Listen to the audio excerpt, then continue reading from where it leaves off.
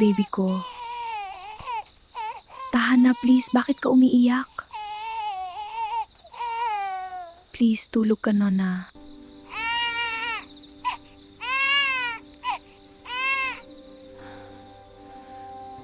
Anak, kanina pa iyak ng iyak si Jan. Baka nagugutom yan o may masakit sa kanya. Hindi po, Nay. Kakapatede ko lang po sa kanya.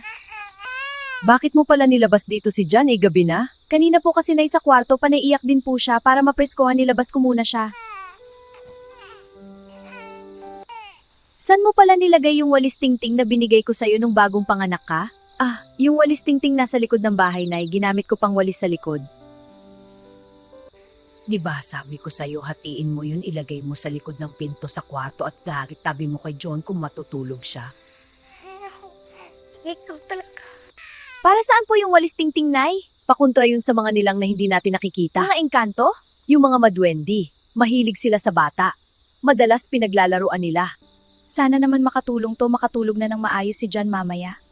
Sa mga kasama namin hindi ko nakikita, pasensya na po, naaawa na talaga ako sa anak ko, panay iyak. John, matulog ka na mahimbing, dito lang si Nanay.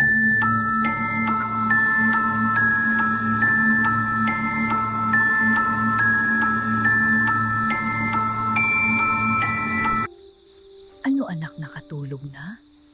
Opo, Nay, para saan po ba yung walis tingting?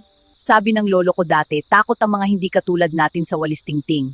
Pwedeng mamatay daw sila dyan kaya hindi sila lumala. Wala namang mawawala kung maniniwala tayo. Tingnan mo, tulog na si Jan.